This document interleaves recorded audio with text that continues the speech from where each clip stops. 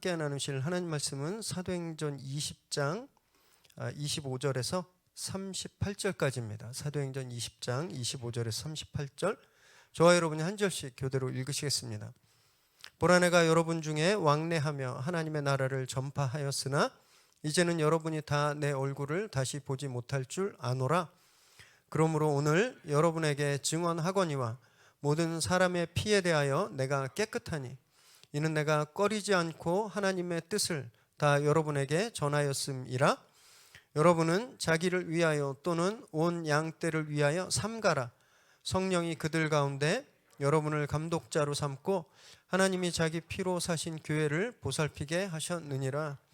내가 떠난 후에 사나운 이리가 여러분에게 들어와서 그 양떼를 아끼지 아니하며 또한 여러분 중에서도 제자들을 끌어 자기를 따르게 하려고 어그러진 말을 하는 사람들이 일어날 줄을 내가 아노라. 그러므로 여러분이 일깨어 내가 3년이나 밤낮 쉬지 않고 눈물로 각 사람을 훈계하던 것을 기억하라. 지금 내가 여러분을 주와 및 그 은혜의 말씀에 부탁하노니 그 말씀이 여러분을 능히 든든히 세우사 거룩하게 하심을 입은 모든 자 가운데 기업이 있게 하시리라. 내가 아무의 은이나 금이나 의복을 탐하지 아니하였고 여러분이 아는 바와 같이 이 손으로 나와 내 동행들이 쓰는 것을 충당하여 범사에 여러분에게 모본을 보여준 바와 같이 수고하여 약한 사람들을 돕고 또 주 예수께서 친히 말씀하신 바 주는 것이 받는 것보다 복이 있다 하심을 기억하여야 할지니라. 이 말을 한 후 무릎을 꿇고 그 모든 사람들과 함께 기도하니 다 크게 울며 바울의 목을 안고 입을 맞추고 다시 그 얼굴을 보지 못하리라 한 말로 말미암아 더욱 근심하고 배에까지 그를 전송하니라. 아멘. 오늘 우리에게 주시는 하나님의 말씀입니다.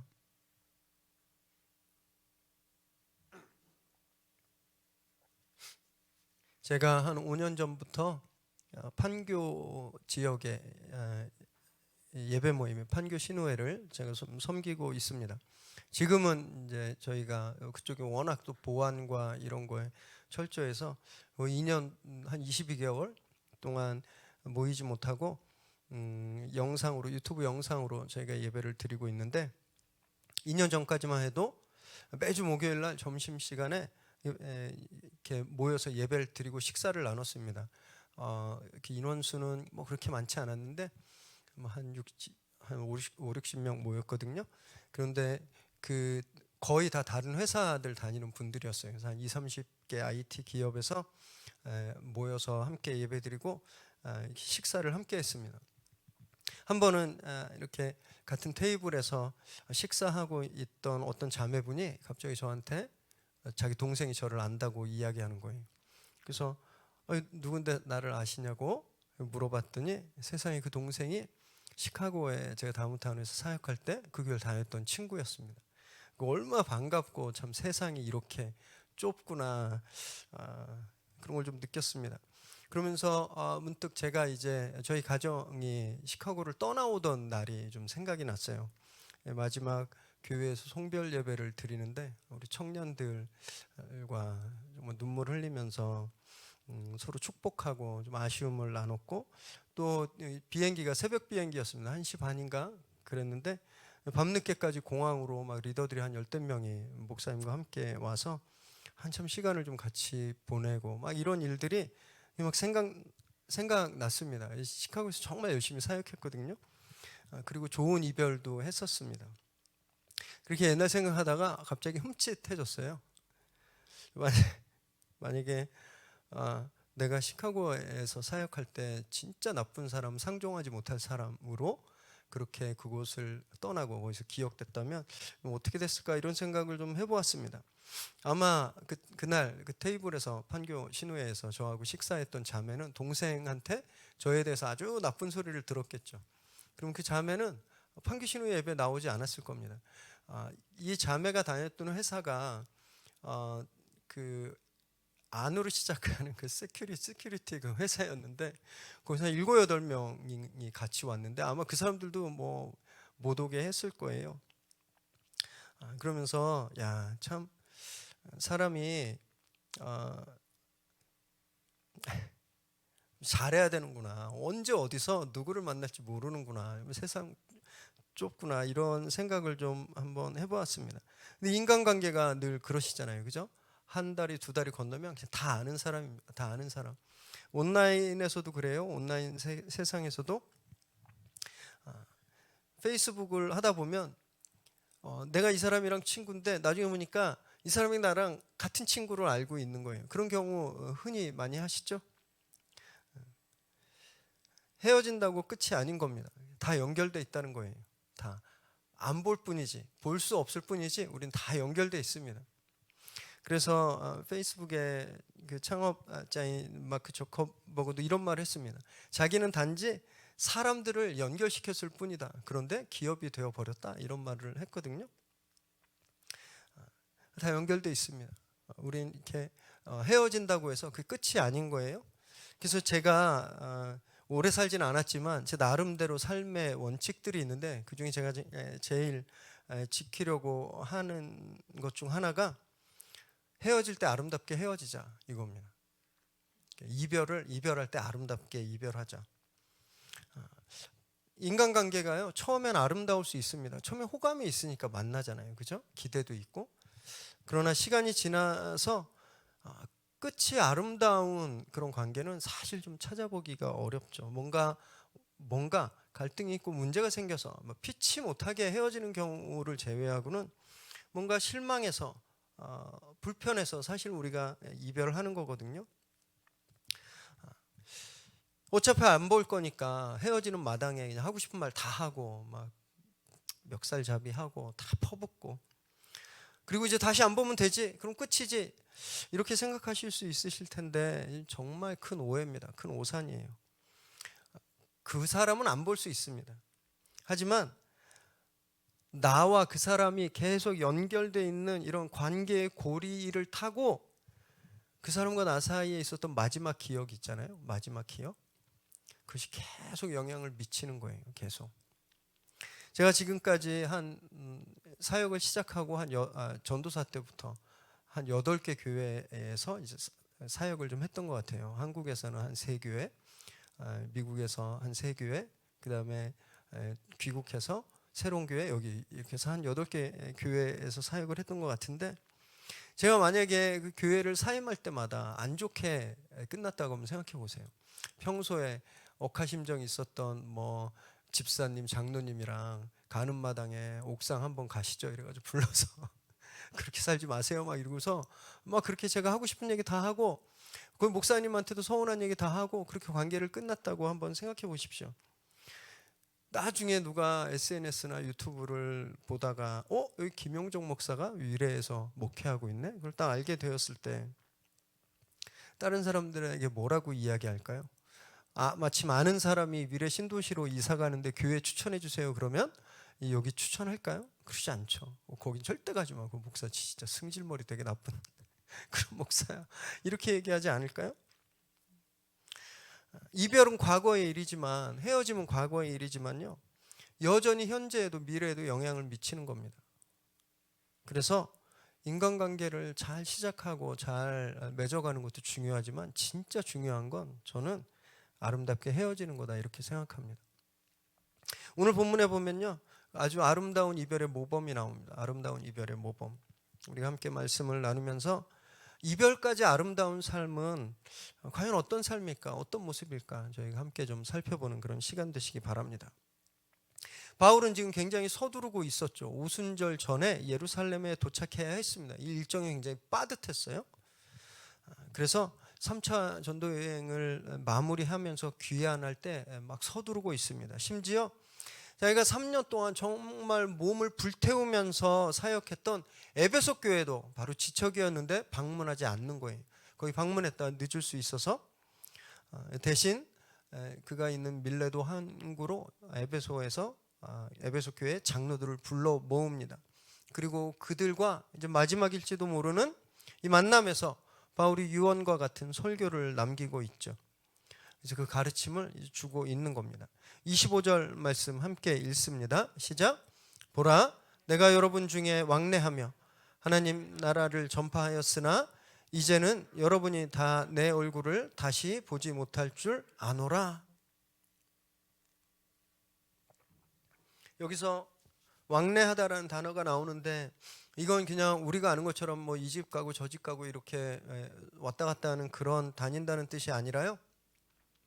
원어적인 뜻은 장애물을 뚫고 어려움을 이겨내고 이런 뜻을 가지고 있습니다. 그러니까 바울은요, 이 장로들에게 자기가 숱한 고난과 방해, 어려움을 뚫고 너희들에게 하나님 나라를 전하고 가르쳤다? 이것을 기억나게 하는 거예요. 그리고 이제 다시 그러지 못하게 됨을 이야기하는 겁니다. 이것이 마지막이기 때문에 지금 마지막 만남이라는 거예요. 그래서 바울이 이들을 소집한 겁니다. 나중에 다시 올 수 있으면 나중에 에베소에 들렸겠죠. 그럴 수 없으니까 지금 밀레도에서 급히 에베소에서 장로들을 부른 거예요. 왜냐? 그들에게 사명을 인수인계하기 위해서입니다. 바울은 지난주 본문 23절에서요. 성령이 각 성에서 내게 증언하여, 이게 뭐냐면 자기가 이제 예루살렘에 가면 결박하고 환난 당하게 될 거다, 이런 성령의 컨펌을 받았습니다. 그러니까 자기 미래에 어떤 일이 일어날지 성령님이 알려주신 거예요. 예루살렘에 가면 잡혀서 고난당하고 죽게 될 거라는 것을 바울이 알았습니다. 그래서 이제 다시는 에베소에 방문할 수 없기 때문에 에베소의 장로들을 불러서 그들에게 리더십을 이양하면서 그들에게 어떻게 사역해야 되는지 그 말을 하고 싶었던 거예요. 어쨌든 개인적으로 보면 바울은 그냥 에베소에 더 머물고 싶었을지도 모릅니다. 저는 바울이 무슨 초인이나 뭐 부처님 같아서, 자꾸 목사가 부처님 얘기 해서 죄송한데 뭐 해탈하고 뭐 그런 마음에 그의 욕심과 이런 게 아무것도 없었다, 저는 그렇게 생각하지 않습니다. 그냥 사람은 다 똑같거든요. 바울도 그런 마음이 있었을 겁니다. 그래서 에베소에서 3년을 묵었던 거잖아요. 그냥 굉장히 잘 크고 있는 대형 교회에서 그냥 편안히 더 사역하면서 자기가 뿌렸던 씨앗, 이제 그 씨앗이 자라서 그 열매를 거두고 그걸 보면서 평생을 살기를 원했을지도 몰라요. 그런데 성령께서 여기까지 다 하신 겁니다. 너 이제 예루살렘에 가서 결박당하고 끌려가게 될 거야. 넌 에베소에서의 사역은 끝났어. 앞으로 너는 복음 때문에 더 환난을 당하게 될 거야. 이 말씀을 하시니까 여기 그대로 순종한 겁니다. 욕심 부리지 않는 거예요. 교회를 뭐 멀리 이제 지방으로 가시거나 이사하면서 교회를 이렇게 소개해 달라는 분들이 계세요. 저 이번에 부산으로 이사 가는데 좋은 교회 있나요? 저 이번에 미국 어디로 가는데 좋은 교회 있나요? 제가 좀 찾아서 정말 괜찮은 교회 있으면 그 교회를 좀 알려드리는데, 제가 잘 모르는 지역은 세 가지 가이드라인을 제가 드립니다. 첫째는요, 설교 시간에 헌금 강요하는 교회는 좀 가지 마시라고 말씀드려요. 헌금은 하나님과 자기와 개인과 아주 은밀한 그 사랑의 표현이거든요. 근데 그것을 강요하게 되면 하나님과 나 사이에 부담감이 생깁니다. 그러면 신앙하면서 자유함을 누리기가 어려운 거예요. 그래서 그런 교회는 좀 피하시라고 말씀드리고요. 두 번째 원칙은요, 성경을 문자적으로 해석하는 교회. 레위기에서 발굽 갈라진 고기 먹지 말라 그렇다고 돼지고기 먹지 마십시오, 이런 문자적으로 그렇게 해석하는 교회는 피하라, 이렇게 말합니다. 왜냐하면 바리새인처럼 신앙생활할 위험이 크기 때문입니다. 예수님 당시 바리새인들도요, 구약에 쓰여 있는 문자 그대로 예수님을 비난하고 예수님을 모함했거든요. 그것처럼 문자 그대로 쓰여 있는 신앙생활을 하면 다른 사람을 정죄하기 쉽습니다. 죄 짓는 거예요. 그래서 그런 교회는 피하라고 합니다. 그리고 세 번째로, 세습한 교회는 피하라고 저는 꼭 말씀드립니다. 오늘 바울의 경험처럼요, 하나님은요 그때그때 당신의 타임프레임에서 필요한 리더들을 세우시고 떠나게 하시고 내려놓게 하십니다. 교회도 마찬가지예요. 하나님이 특정한 시간에 어떤 목사에게 또는 어떤 리더에게 그 필요들을 맡겼으면 그것이 끝나면 그것이 하나님이 원하시는 다른 분에게 가야 되는데, 그렇지 않고 이것을 변칙적이고 인위적인 방법으로 자기 가족들에게 승계하는 것, 이건 하나님 뜻에 불순종하는 거죠. 그럼 하나님 그곳에서 일하지 않으십니다. 이 세 가지 원칙을 꼭 말씀드리거든요. 이것만 피하면 비교적 건강한 교회에서 신앙생활 하실 수 있습니다. 하나님은요, 아름다운 시작도 원하시지만 아름다운 마지막도 원하세요. 그래서 끝을 아는 건 되게 중요합니다. 아, 여기 끝이구나, 여기까지구나, 이걸 아는 것 굉장히 중요해요. 그럼 그래야 우리가 하나님의 뜻에 순종해서 아름다운 이별을 할 수 있는 겁니다. 저는 우리 위례 새로운 교회가 다른 거 몰라도 우리 조금 가난해도 괜찮고요, 우리 조금 성도님들 많이 안 나와도 괜찮은데 이 세 가지는 정말 잘 지키는 교회가 됐으면 좋겠습니다. 그래서 하나님 앞에 정말 칭찬받는 하나님 뜻에 정말 합당한 그런 교회가 되길 바랍니다. 26절, 27절 읽습니다. 시작. 그러므로 오늘 여러분에게 증언하거니와 모든 사람이 피에 대하여 내가 깨끗하니 이는 내가 꺼리지 않고 하나님의 뜻을 다 여러분에게 전하였음이라. 바울은 에베소 사역을 이제 공식적으로 마감하면서 자기의 결백을 지금 당당하게 선언하고 있는 거예요. 후회 없이 사역했다라는 겁니다. 내 혼신을 다해서 복음을 전했다. 그래서 그걸 받아들이지 않는 사람들의 영혼, 그 핏값, 이건 뭐냐 하면 그 전했음에도 예수 그 믿지 않아서 죽게 되는 그 영혼, 구원받지 못하는 영혼, 거기에 대해서는 내 책임이 없다, 이렇게 말하는 겁니다. 이 고백은 정말 쉽지 않죠. 여러분 늘 그렇지 않나요? 시간이 지나면 후회가 남으시잖아요. 후회가. 교회를 개척하고 이제 한 4년 8개월 정도 지났는데요, 이제 열심히 사역했죠, 저. 그죠? 열심히 대답 안 하시네요. 네. 좀 열심히 사역했다고 생각하는데 그래도 후회가 있더라고요. 아, 그때 이렇게 했을 걸. 그때 이렇게 하지 말 걸. 이게 더 좋았을 텐데. 바울처럼 나는 후회가 없습니다. 나는 진짜 아낌없이 사역했고 내 사역에 완전히 자신 있습니다. 이렇게 감히 바울과 같은 선언을 한 엄두가 나질 않더라고요. 바울은 왜 후회가 없는 걸까요? 바울도 인간이었고, 아시죠? 바울 막 바나바하고 막 멱살 잡고 싸우기까지 하고, 우리가 아는 그런 부처님 닮은 사람, 자꾸 부처님 얘기 죄송합니다. 우리가 닮은 그런 아는 천사 같은 그런 사람 아니었어요. 흠결도 많고 성질도 불같고 그런 사람이었습니다. 그런데 그가 후회가 없었던 건요, 자기 성격이 좋아서도 아니고 자기 재주가 뛰어나서도 아니었어요. 그가 후회가 없었던 유일한 이유는 그가 하나님의 뜻만 전했기 때문입니다. 자기 생각 전하지 않았던 거예요. 자기 뜻, 자기의 가치관, 자기 경험 전하지 않고 하나님의 뜻만 전했기 때문에 그가 나는 후회 없는 사역했다, 이렇게 말하고 있는 겁니다.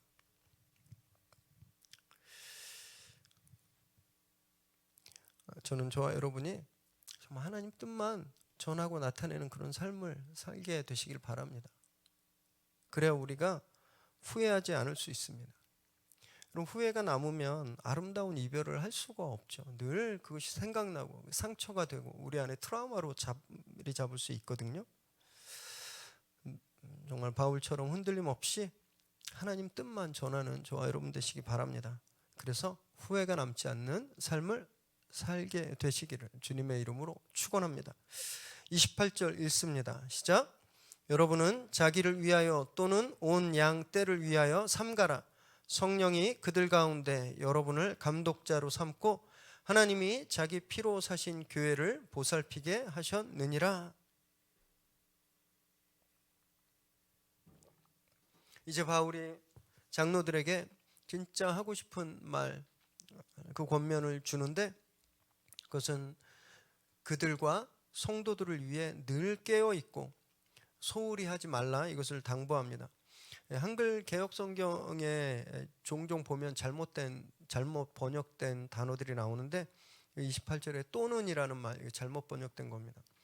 원어는 or가 아니라 and예요. 그래서 영어 버전들 보면 다 and로 번역하고 있습니다. 그러니까 장로들 너희들과 성도들을 위해서라는 말이에요. 너희들 아니면 성도들이 아니라.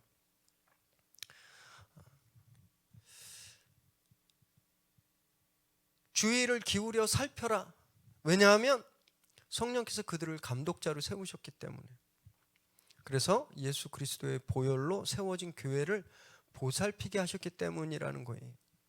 그래서 지금은 비록 평온해 보이고 별 문제가 없어 보이지만 아무 위험 없으니까 괜찮지 이렇게 마음 놓고 경각심을 풀지 말고 양떼들을 살피고 그들 자신과 양떼들을 살피고 그 영적 상태와 이 현실적인 처지, 그 다음에 이 시대와 또 이 사회, 이것을 통찰하는 안목을 가지고 늘 살펴서 다가올 위험과 영적 공격으로부터 교회를 보호하고 지킬 것을 지금 당면하고 있는 거예요. 여기 보면 감독자라는 말이 나오죠. 이 감독이 감리교단에 있는 그 감독과 같은 겁니다. 여기 지금 이분들은 장로인데 그들을 감독이라고도 부르고 있는 거거든요. 오늘날로 치면 교회 목사라고 생각하시면 돼요. 그런데 세상에서 감독은요 권위자죠, 그죠? 결정자고 사람들 위에 있습니다. 이렇게 전문용어로 노가다 하시는 분들은 현장 감독의 말에 무조건 따라야 됩니다. 안 그러면 그 다음날 일을 잃어버릴 수도 있어요. 축구 선수들은 축구 감독의 말에 무조건 따라야 됩니다. 야구 선수들도. 세상에서 감독은요 결정권자고 권위자예요. 이 사람 말에 무조건 다 순종해야 됩니다. 자기 마음대로 해도 되는 사람들이에요. 하지만 교회의 감독은 정반대인 거죠. 자기를 살피고 또 사람들을 보살펴야 되는 겁니다. 그래서 28절 말미에도 교회를 보살피게 하기 위해서라고 말씀하고 있잖아요. 이 말씀을 따라 보면 교회 리더들, 저 같은 목사, 전사, 교역자들, 선교사 이런 교역자들, 또 우리 평신도 리더십들, 우리 커브 조장님들, 멘토님들, 우리는요 결정하고 지시하고 남들 위에 서 있는 사람들이 아니라는 거예요. 우리는 자신을 먼저 살피고 또 성도들을 보살펴야 되는 사람들이라는 겁니다. 그런데 교회가 커지고 조직이 생기고 임직자들이 세워질수록 정반대로 가는 경우가 정말 태반이죠. 겸손히 처신하고 또 조심히 교회를, 성도를 살피기보다는 다스리려 할 때가 많습니다. 그런 욕망이 있어요. 봉사하기보단 결정만 하고 다른 사람들을 지시하고 감독하려고 하죠. 제가 그런 경험을 했는데 어떤 교회 제가 사역할 때 임직자가 한 명도 없었습니다. 그 교회도 개척한 지 1년밖에 안 된 교회라 교회 공식적으로 집사 직분도 없었을 때였어요. 제가 이제 목회자로 사역해서 공동체 사역할 때 너무너무 겸손하고 너무 봉사 열심히 하시는 분을 이제 임직자 후보로 세워서 그분들이 안수 집사가 되시고 또 시간이 좀 흘러서 또 그분들이 장로님이 되시면 좀 달라지시는 거예요. 더 이상 옛날에 하시던 일을 안 하시고 그리고 저에게 하시는 말투도 달라지십니다. 흔히 봐왔습니다. 흔히 봐왔어요. 목사는 안 그런 줄 아시나요? 목사도 그래요. 처음에 개척교회 때는 되게 겸손하고 성도님들을 잘 섬기는데 사람이 늘고 건물이 커지고 교회가 커질수록 만나기 어려운 사람이 되는 거죠. 이건 구조가 가지고 있는 한계입니다.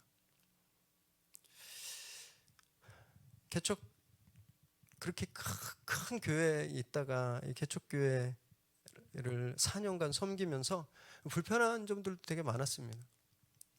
힘든 순간들도 많았었어요.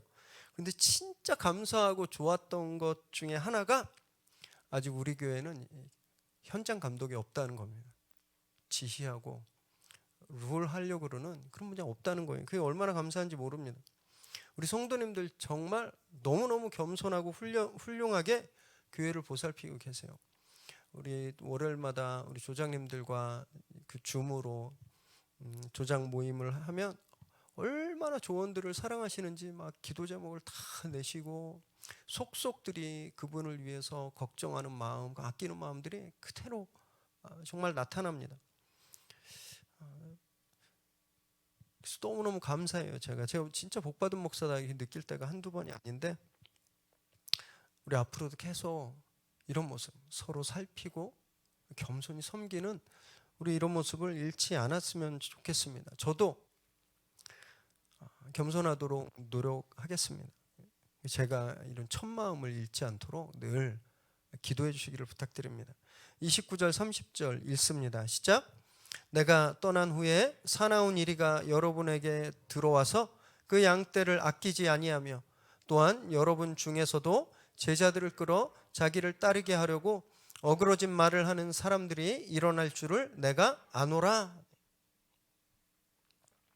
그럼 왜 바울은 장로들이 그렇게 자신들을 살피고 성도들을 살펴야 되는지 그 이유에 대해서 이제 말을 하는 겁니다.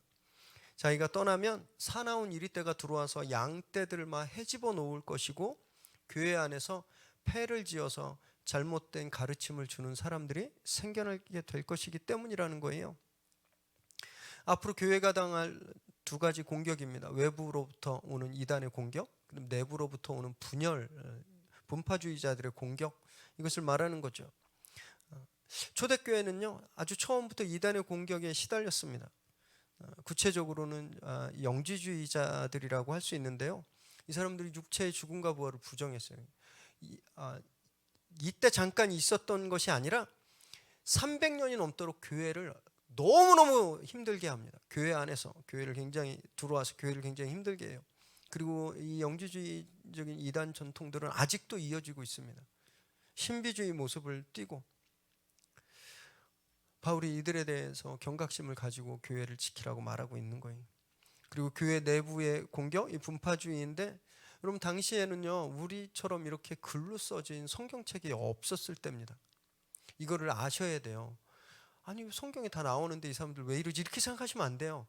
왜냐하면 성경이 글로 아직, 구약은 펜타투크라고 하는 모세오경은 있었지만 예수님의 가르침을 담은 신약 성경은 없었습니다. 편지만 남아 편지만 몇 통 서로 돌려보고 있었을 때였어요. 그러니 무엇가 예수님 말씀이고 무엇이 진리인지 알기 어려웠죠. 그럼 누구한테 달렸나? 선생한테 달렸습니다. 선생. 말씀을 가르치는 교사들, 여기 감독이나 장로들, 이 사람들의 말이 곧 예수님의 말이었던 때였습니다. 그래서 어떤 사람들이 인기를 얻으니까 자기 사욕을 채우는 거예요. 자기 팔로워들을 만들고 자기 추종자들을 만들고 자기보다 인기 있는 사람들을 막 교회에서 모함해서 내보내려고 그러고, 바울이 그런 일을 지금 당하고 있었거든요. 바울이 거기에 대해서 공격하는 겁니다. 그렇게 하지 마라. 나중에 니골라당이라고 하는 이 분파주의도 그래서 생기게 되는 거죠. 여러분 지금도 마찬가지예요. 지금도 이 당시 에베소 교회, 초대교회들이 당하고 있던 현실, 지금 21세기 한국 교회도 그대로 당하고 있죠. 우리도 밖으로는 이단의 공격에 얼마나 힘든지 모릅니다. 신천지, 구원파, 하나님의 교회 막 이런 이단들 틈만 나면 교회를 물어 뜯으려고 진짜 사나운 이리처럼 달려들고 있죠. 교회 안은 어떤가요? 늘 분열하고 있습니다. 교단이 올해도 몇 개 새로 생겼어요. 그런 거 싫어가지고 초교파로, 저희가 독립교단 연합회잖아요. 처음에 출발은 그렇게 맨날 갈라지고 막 헤게모니 싸움하고 막 그렇게 교조주의적인 그런 교단주의에서 탈피하고, 정말 많은 교회들이 성령의 감동에 의해서 사역하는 교회들이 함께 연합체를 이루어서 행정기구를 만들고, 왜냐하면 그래야 그 교단 형식의 행정기구가 있어야 교회 등록이 됩니다. 구청에, 세무서에. 그래야 성도님들께 기부금 뭐죠? 영수증인가요? 네. 그것도 다 끊어줄 수 있는 거거든요. 그래서 우리가 그런 화합하는 그런 연합체를 만들자, 그래서 생긴 게 독립교단 연합회인데 벌써 갈라져서 한 3개 정도 됐습니다. 개교회도 싸우고 얼마나 많이 부흥하는지 몰라요. 교회가 막 찢어져서 부흥하고. 원래 이런 패턴은 이민교회가 그렇거든요. 이민교회가 교회가 엄청 부흥해요. 갈라져서 아메바가 세포 분열하듯이. 그런 일들이 지금도 계속되고 있는 거예요. 바울이 경고했던 바로 그 일들이 지금도 교회에선 여전히 일어나고 있는 거죠. 그래서 교회를 보호하고 지키라는 바울의 명령은요, 지금 우리에게도 여전히 시퍼렇게 살아있는 그런 명령인 겁니다. 우리 어떻게 교회를 지킬 수 있을까요? 말씀입니다. 말씀. 31절 32절 읽습니다. 시작. 그러므로 여러분이 읽게요, 내가 3년이나 밤낮 쉬지 않고 눈물로 각 사람을 훈계하던 것을 기억하라. 지금 내가 여러분을 주와 및 그 은혜의 말씀에 부탁하노니 그 말씀이 여러분을 능히 든든히 세우사 거룩하게 하심을 입은 모든 자 가운데 기업이 있게 하시리라. 이단들로부터 또 거짓 교사들로부터 교회를 보호하기 위해선 너희들이 기억할 게 있는데, 3년 동안 내가 어떻게 했는지 우리 지난주에 봤죠. 바울이 내가 어떻게 살았는지 너희들이 기억하지, 너희가 알지, 이렇게 말했잖아요. 바로 그거예요. 3년 동안 밤낮 쉬지 않고 눈물로 가르쳤던 것을 기억하라고 명령하는 겁니다. 그리고 말씀 위에 단단히 서라 당부하죠. 여기 바울의 놀라운 고백이 나와요. 교회를 말씀에 부탁한다는 겁니다. 교회를 말씀에 드리는 거예요. 지금까지 보면요, 바울이 장로들에게 교회를 부탁하는 것처럼 보이시잖아요. 그들을 불러놓고 이렇게 해라 저렇게 해라 말하니까. 근데 아닌 거예요. 사실 바울은요, 말씀에 교회를 부탁하고 있는 겁니다. 그래서 그가 이들과 작별할 수 있는 거예요. 사람한테 부탁했으면 불안해서 그 교회를 떠나지 못했을 겁니다. 왜 말씀에 부탁하는가? 말씀을 지킬 때 말씀이 우리를 지키시기 때문입니다. 우리가 말씀을 기억하고 말씀에 순종할 때 말씀이 그때 비로소 우리에게 힘을 주셔서 이단과 분열의 공격을 이기게 하시는 거예요. 저희가 지난 22개월 동안 산발적으로 예배, 현장 예배가 열렸다 닫혔다 열렸다 닫혔다 하고 비대면 예배로 드리게 될 땐 항상 가정으로 생명의 삶을 보내드렸습니다. 그죠? 지난 3개월도 계속 보내드렸어요. 책이 멋져서 뭐 선물로 보내드린 거 아니었고요. 어차피 교회가 다 뭐 구입했기 때문에 뭐 책값이 아까워서 보내드린 건 더더욱 아니었습니다. 말씀이 우리 성도님들의 가정과 일터를 지켜주실 것을 믿었기 때문에, 그걸 믿기 때문에 말씀을 보내드린 거예요. 코로나 때문에 정말 너무 힘든 상황을 겪고 계신데, 그 상황 가운데서 우리 성도님들이 매일매일 생명의 삶을 보고 말씀을 큐티로 묵상할 때 말씀이 힘을 주셔서 그 상황들을 이겨내실 거라고 믿기 때문에 말씀을 보내드린 겁니다. 저는 우리 성도님들이 정말 지난 3개월 동안 큐티 열심히 하셨으리라고 믿습니다. 왜냐하면 다 안전하시기 때문이에요. 저는 그렇게 믿습니다. 앞으로도 말씀을 꼭 잘 지키시기를 바랍니다. 그래서 매일매일 말씀의 보호를 받는 저와 여러분 되시기를 주님의 이름으로 축원합니다. 33절에서 35절 읽습니다. 시작. 내가 아무의 은이나 금이나 의복을 탐하지 아니하였고 여러분이 아는 바와 같이 이 손으로 나와 내 동행들이 쓰는 것을 충당하여 범사에 여러분에게 모본을 보여준 바와 같이 수고하여 약한 사람들을 돕고 또 주 예수께서 친히 말씀하신 바 주는 것이 받는 것보다 복이 있다 하심을 기억하여야 할지니라.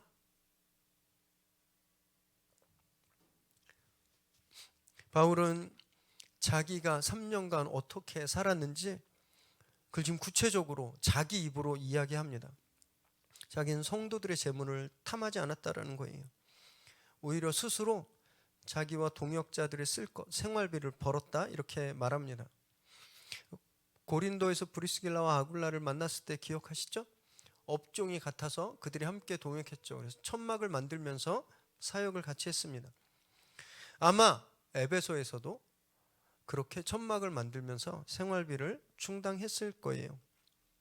그런데요, 바울은 그럴 필요가 없었습니다. 이미 자기 제자들을 통해서 다른 교회에서 보내주는 후원금, 지금으로 말하면 사례비 받고 있었어요. 굳이 일할 필요가 없었습니다. 그런데도 그가 이렇게 자기 손으로 생활비를 충당해야 됐던 이유는 크게 두 가지 때문이라고 볼 수 있는데요. 하나는 여기서 이야기하는 것처럼 자기 동역자들과 가난한 사람들을 위해서, 자기는 괜찮은데 사례비를 받아서 자기와 함께 동역하는 사람들, 그리고 정말 가난해서 힘든 사람들, 그 사람들의 생활 때문에 자기가 손수 일해서 돈을 벌었다는 겁니다. 다른 하나는 바울을 향한 음해, 공작, 음모론 때문이었는데요. 바울은 지금요, 마게도냐, 아시아, 아가야 지역 교회들부터 모금한 헌금을 가지고 예루살렘으로 가고 있는 거죠. 그리고 이 헌금을 모금하는 일은요, 한참 전에 고린도에 있을 때부터 제자들을 보내면서 헌금을 모금하기 시작했습니다. 어떤 소리들이 있었을까요? 어떤 소리들이? 바울을 반대하고 바울을 비난하고 시기하는 사람들은요, 바울에 대한 모함 소리를 했을 겁니다. 바울이, 저 사람이 지금 저 혼자 착복하려고 지금 돈 거두러 다닌다고, 자기를 위해서 어디 땅 사려고 지금 제자들 보내서 지금 돈 모으고 있는 거라고 막 이렇게 음해했을 거예요. 그리고 그런 정황이 다른 서신서에 나옵니다. 그래서 바울은요, 그게 아니다라는 걸 말하고 있는 거예요. 지금 내가 얼마나 훌륭하게 살았는지 알지? 자기 자랑하는 것이 아니라 에베소 교회가 그런 헛소문 때문에 오해하지 않도록 자기가 어떻게 살았는지를 다시 한번 그들에게 확인시켜주고 있는 겁니다.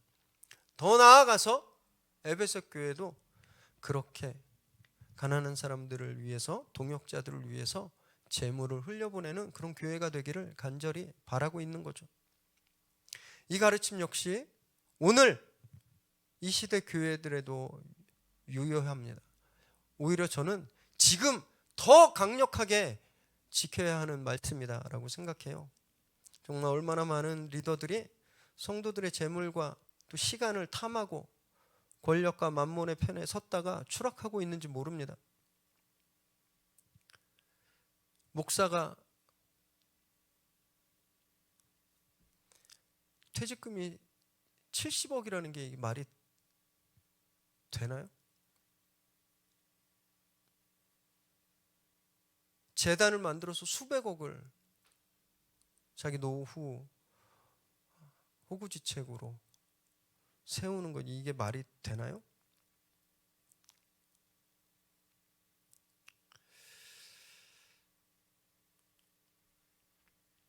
돈은요, 자기 자신을 위해서가 아니라 동역자와 약한 자들을 위해서 사용하는 겁니다. 그들을 위해 써야 되는 거예요.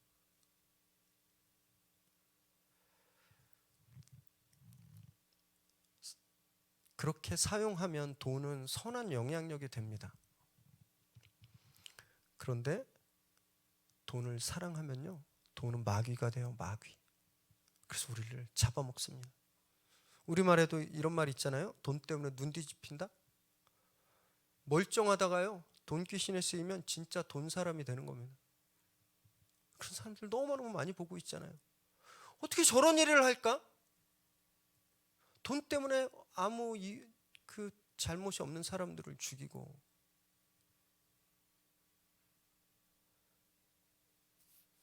돈 때문에 멀쩡한 가정들이 막 깨지고 소송을 막 하고, 여러분 다 돈 귀신 때문에 그런 겁니다. 사람들이 귀신이 어딨냐, 하나님이 어딨냐 막 이렇게 얘기하죠. 자기들이 그렇게 귀신에 사로잡혀 있는데 그걸 못 보는 거예요.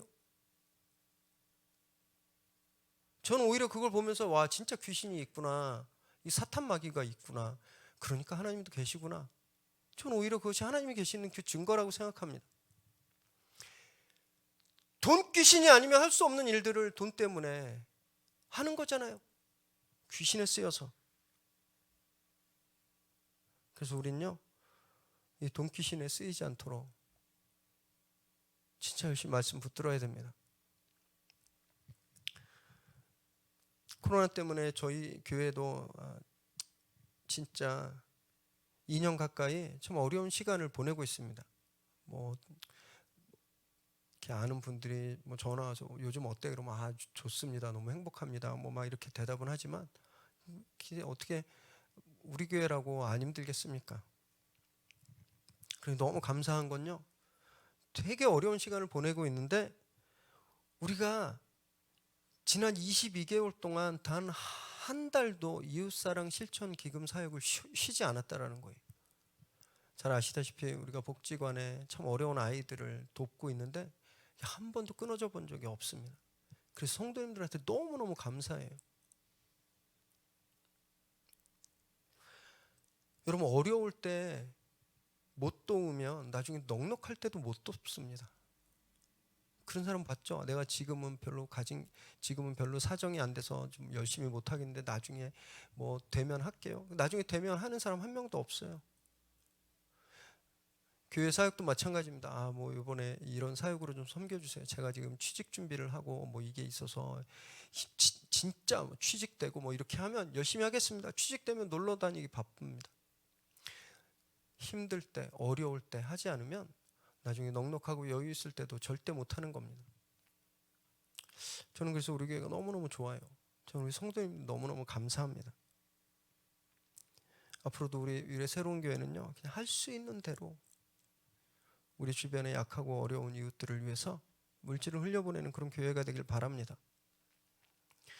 그렇게 주는 기쁨을 누리는 저와 여러분 되시기를 주님의 이름으로 축원합니다. 36절에서 38절 읽습니다. 시작.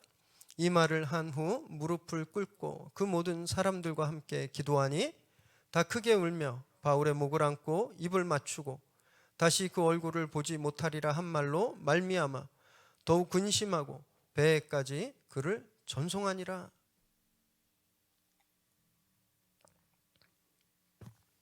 이렇게 마지막 당부를 마친 후에 바울이 무릎을 꿇고 기도합니다. 그러자 그 자리에 있던 모든 사람들, 이 장로들 또 바울 일행들이 다 함께 무릎 꿇고 기도하기 시작했어요. 그리고 감정이 북받쳐 올라서 바울을 끌어안고 울면서 작별의 입맞춤을 나눕니다.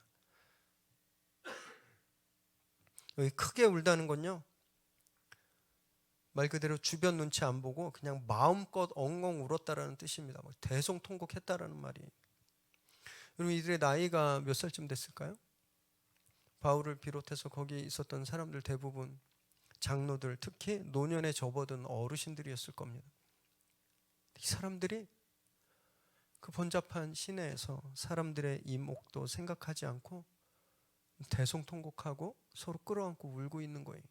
이 장면 한번 생각해 보십시오.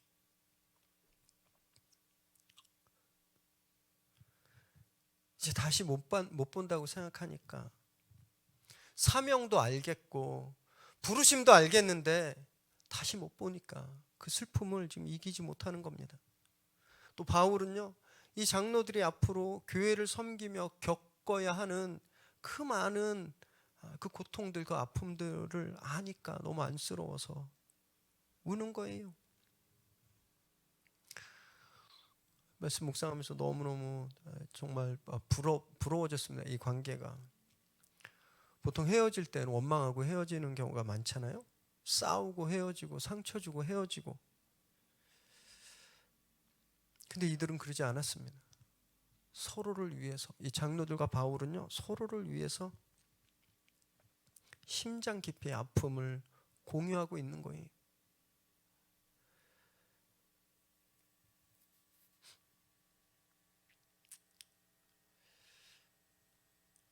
보내고 싶지 않지만 보내야 하는 이 아픈 상황 때문에 울고 있는 겁니다. 헤어지고 싶지 않은데 부르심 때문에 헤어져야 해서 우는 거예요. 여러분 이런 작별엔요, 후회도 원망도 남지 않는 겁니다. 사랑하는 여러분, 우리 안 그럴 것 같지만 사실 우리도 보면요, 언젠가는 헤어질 날이 옵니다. 하나님께서 우리에게 너 여기까지야 이렇게 말씀하시는 때가 오게 돼요. 여러분 그때 속으로 아유 속 시원하다, 언제 나가나 했는데 알턴이가 쏙 빠졌네. 우리가 이렇게 서로를 보내는 그런 사이가 된다면 얼마나 비참하겠습니까? 아마 지금 유튜브로 예배 참석 중이실 텐데 6개월 전에 우리가 유리네 집 싱가포르로 보내드렸잖아요. 만약에 그때 우리가 아유 유리네 진짜 잘 갔다, 오해하지 마세요. 아유 잘 갔다, 아유 시원하다, 이제 교회 다닐만 하겠네, 우리가 이러고 이 가정을 보냈다면 교회도 그 가정도 얼마나 비참하겠습니까? 우리 그렇게 보내지 않았어요. 그죠? 너무너무 서운했고 더 같이 있고 싶은데 그러지 못해서 아쉽고 이제 오래 못 보니까 슬프고 그런 마음으로 우리가 서로 이별했거든요. 그래서 우리가 아직도 6개월이 지났지만 매주 금요일 다락방 기도에서 그 가정이 그곳에서 빛과 소금으로 서게 해달라고, 정말 모범이 되는 가정이 되게 해달라고 우리가 지금도 기도하고 있는 겁니다. 또 유린에도 교회에 대한 그리움과 사랑을 담아서 소식을 전해오고 있는 거예요. 이런 이별이 아름다운 이별입니다. 서로를 헤어졌지만 서로를 세워주고 격려하는 그 거룩한 이별인 거예요. 지금 바울과 이 장로들도 마찬가지였을 겁니다. 지금 바울은 죽으러 가는 길이에요. 죽으러 가는 길. 혼자 가서 죽는 줄 알았는데 장로들이 자기를 붙잡고 입 맞추고 우니까 나 이 길을 혼자 걷는 게 아니구나 알았다는 겁니다. 그 울음과 입맞춤 가운데 그 힘을 얻었을 거예요. 그도 사람인데 얼마나 두려웠겠습니까? 같이 울어주는 그 장로들 때문에 그가 그 길을 걸을 수 있는 거죠. 장로들도 마찬가지예요. 자기들의 선생, 영적 아버지 같은 바울을 이제 다시 못 봐요. 마치 모세가 떠난 후에 여호수아처럼 와, 이 교회를 어떻게 해야 되나, 앞으로 이 이리들과 이 분파들을 우리가 어떻게 해야 되나 너무 두려웠을 텐데 바울과 함께 울면서 자기들이 견뎌야 되는 사명감의 무게를 깨달았을 겁니다.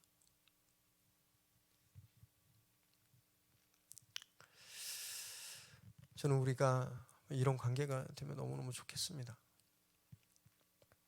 힘든 일이 있을 때 참 안 됐어 이러고 마는 그런 관계가 아니라 서로 목 붙잡고 눈물 흘려주는 그런 관계. 뭘 해줄 게 없어요. 뭐 할 수 있는 것도 없고 그냥 그 아픔을 내 아픔으로 느끼고 서로 울어주는 그런 관계. 그 눈물이 힘이 되는 겁니다. 저와 여러분들이 그렇게 서로 위로하고 힘을 주는 그런 동역자들 계속 되기를 바랍니다. 그래서 처음보다 끝이 훨씬 더 아름다운 그런 공동체, 그런 교회, 그런 삶 되시기를 주님의 이름으로 축원합니다. 기도하겠습니다.